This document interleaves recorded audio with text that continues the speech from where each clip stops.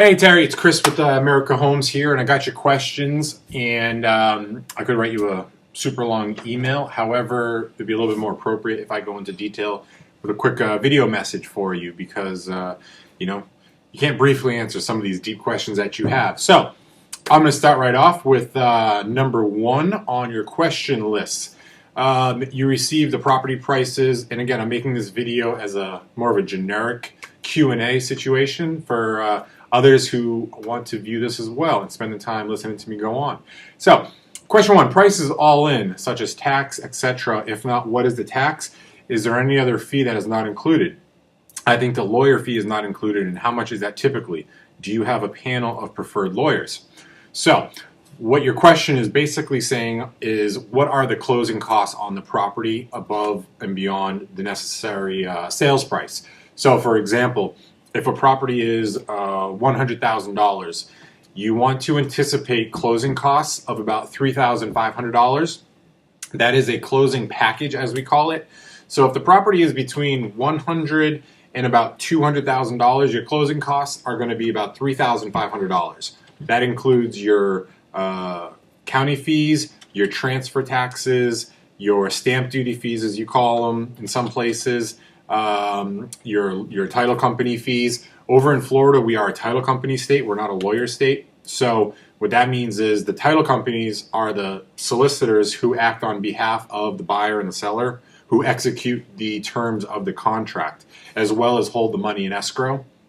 So again, that is bundled in the closing costs. So $3,500 is what you want to anticipate for pretty much any property transaction from $100,000 to $200,000, assuming it is a cash purchase. If it's a mortgage, it's a little bit different because then you have mortgage fees, different appraisal fees, different survey fees sometimes. But assuming a cash purchase, that is what you would anticipate. Now, we do work with one title company quasi-exclusively, if you will, called Title Corps of America. They are our preferred title company.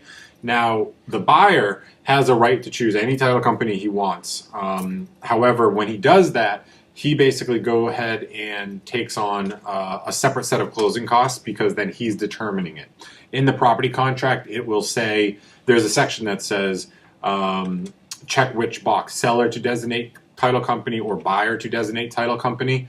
And so depending on whether it's the seller or the buyer that designates it, there is a certain amount of fees that go along with it. So we've used Title Corps of America for years.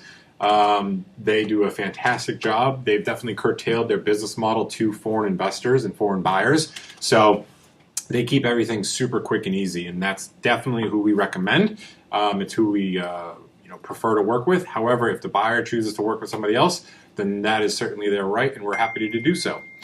The next question is, as per someone mentioned today, they will have Q5 report per month or per year. I forget. Will AH still show something like this? I'm not sure what you mean by that necessarily. I'm assuming that is like a cash flow report, which, yes, you will get on a monthly basis from the management company. They have an online portal website called Appfolio they use, and you get to see all the money in and money out. And most of the time, I like to go ahead and just make a cash flow report analysis for the investors as well, too, to really show kind of a true net ROI figure. So I'm assuming that's what that question means. Number three, will AH offer mortgages if clients inquire? Yes, with an asterisk after it.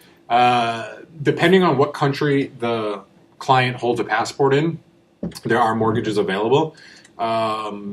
To be honest with you, I'm pretty sure China is not one of those countries that mortgages are readily available. However, there's two different types. There's a second home, kind of holiday home mortgage that's available for your, Disney area pool home. But then there is an investment style mortgage available that is up to 55% of loan to value.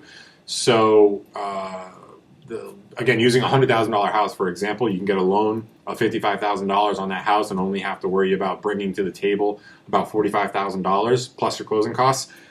And that is basically a guaranteed mortgage because there is such a good, substantial down payment, but at the same time, the interest rate is a little bit higher. It's about 8.25% for that mortgage for a 30-year fix, which is high, but After 2 years, you will, or the client will have the ability to refinance that at the standard mortgage rate in America, which is about 4.2-ish currently.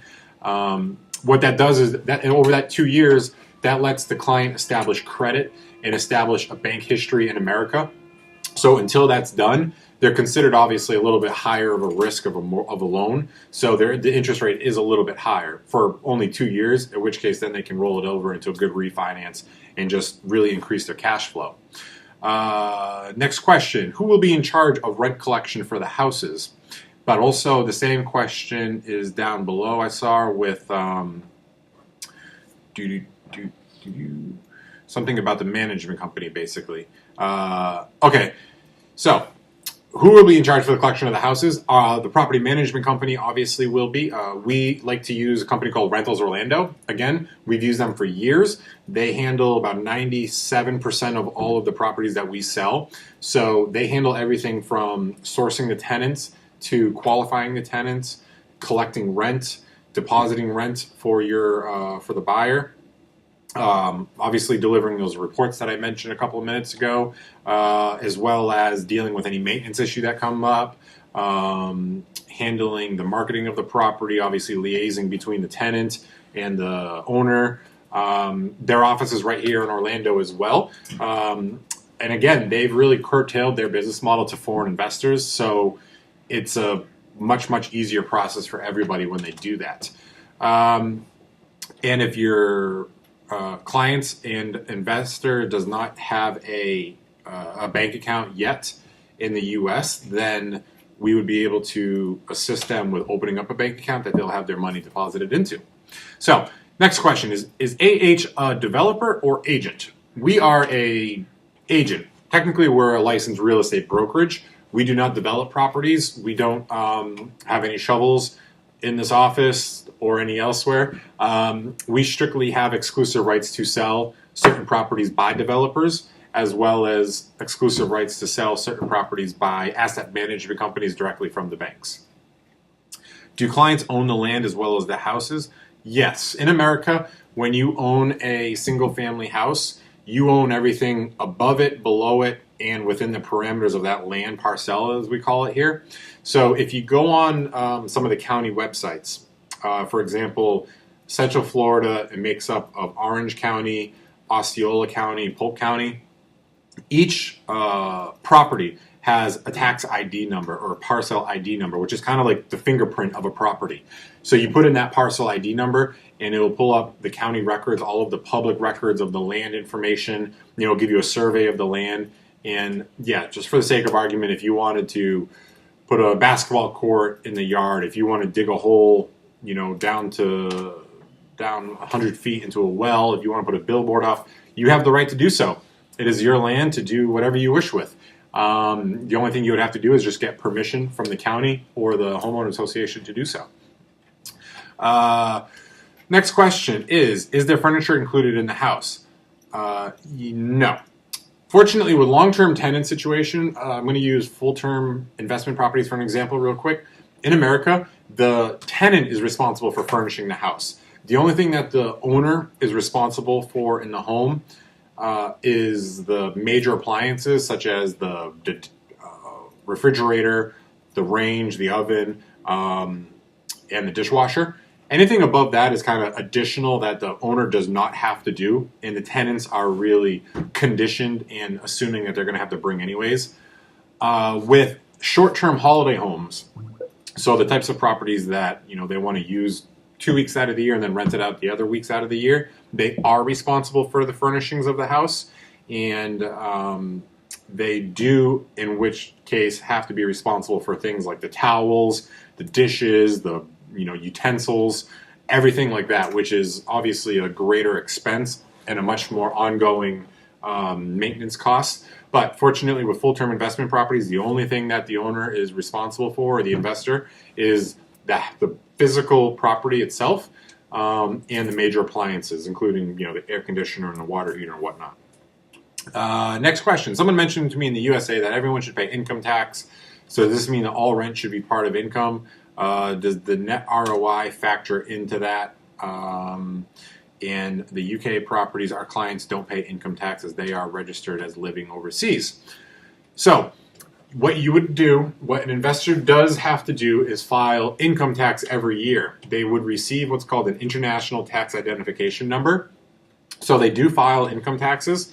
However, in America, the tax threshold is about $10,000 net until you actually have to worry about paying any taxes. And fortunately, with real estate, there is a deduction list a mile long that investors can really take advantage of, so you do not have to worry about paying income tax. You do have to file them. However, unless they have a substantial portfolio, the likelihood of actually having to pay taxes is very, very low. We've had clients with anywhere from 7 to 10 properties in their portfolio, and they have not actually had to worry about paying any taxes. As long as you have a good accountant to really look out for you, it's not something you have to worry about. Next question. If the floor plan for each house is available, that will be best for our clients. You know, most of our properties are resale homes, so digging up floor plans is rather difficult just because, you know, the house has been built either 5, 10, 15 years ago. So unless you sent an architect or an engineer in there to actually redevelop the floor plan, you're probably not going to get one, for lack of better words. You know, when it comes to investors, the floor plan is not something that is going to make a difference on whether or not the tenant is going to pay $900 a month or $950 a month. The tenant's already in there. So if you have an investor, for example, if an investor says, oh, I like this house, the figures work, you know, the ROI is there, the value is there for the property price, you know, the tenants are in place paying rent, you know, and the photos look pretty good, you know, what's the floor plan? You know, I don't really see a circumstance where that will be necessary, but I understand where you're coming from. You know, a lot of people like to look at floor plans, and they are common around the world, especially for new build houses. New build houses, we do have floor plans available, but for investment properties, floor plans, or I should say surveys, are available on the county websites where you can get at least an outline of the house and the dimensions, but an actual physical floor plan will be difficult. Next question. If you have the buying process for the houses available, can you please explain to it? So, buying process, 4 steps. Step 1, reservation and deposit. A simple one-page reservation form and a $5,000 holding deposit that is held with the title company in a secure escrow account. That puts a property aside. The reservation form asks for the simple buyer information, first name, last name, what property they're reserving, etc. And then roughly 1 day or 2 days later, they'll receive the property contract, property agreement. And that is about 11 pages or so. And that just goes over their rights as an owner, you know, the process of transferring the title, the disclosures of the title company and the seller and the buyer. It's a intimidating looking document when you look at it at first, but once you read it, it's actually pretty simple, and I can obviously help answer any questions you have. So the next step, step 3, is the closing statement. In the closing statement, depending on what you set for a completion date, which is typically 15 to 30 days away from reservation for the investment resales, you would receive a balance sheet that basically shows where all the funds are going. You know, when I mentioned those closing costs of $3,500, it breaks all that up and it shows you exactly where all the monies are going to. So the buyer and the investor signs off on that, and then after that is signed off on, they wire the balance of the funds to the title company. And then step 4, it's completion. They simply receive an email from the title company saying, you know, congratulations, you now own the house. The management company contacts them, gets their account set up, and it's all downhill from there. Next question. The rent, for how many years guaranteed? Who will manage the property and find tenants? To manage the property, that's where the question was. That kind of goes up to what I mentioned before. And the rent, for how many years is it guaranteed? It is exactly guaranteed for 0 years. As mentioned on the phone before, rental guarantee in America is illegal unless it is guaranteed by a developer and the money is set aside in a predetermined escrow account. So, for example, if you buy a $100,000 property and somebody says you have a 5-year rental guarantee on it, unless they show you an escrow account held with a lawyer or a title company that already has 5 years of whatever the rental guarantee is set aside in that account, then it's basically a Ponzi scheme, and they're simply overcharging you for the property. Now, it would be the same thing as rather than charging you $100,000 for the property, you sell it for $150,000, and then you guarantee $50,000 in net income over the course of 5 years, which is just ridiculous. All of our properties are either tenant occupied already, tenants are already living in there, or there are tenant contracts in place. So if that's not good enough for somebody, if they want a rental guarantee, then unfortunately real estate is not necessarily the best route for them, because there is no such thing as rental guarantees in America unless it is, again, directly from a developer in a predetermined escrow account. Next question. If you have a location map for each house, can you please send it? Yes, we have a location map for each house. That's super easy. It will, obviously show key points in terms of where it is to Disney, the airport, local markets, Universal Studios, schools, and everything like that. And then what other advantages are there to your properties that really help with the marketing approach? 3 big things. One is they're previously bank foreclosures. So bank foreclosures are sold for pennies on the dollar. We make sure that every property is anywhere from 5 to 15% below current market value. So a property, let's just say if it's $100,000, we make sure that even if you were to sell it tomorrow, that there is room for profit in there. We use what's called comparables. So we show you that the houses around it and what have recently sold in the past 6 months, that there is substantial value inside of it. 2, one of the great things is they are all in prime rental areas and the #1 tourist destination in the world. There is no city in America that can claim that, and there's also more and more people moving to Central Florida every single day to help support that rental demand that's super high right now.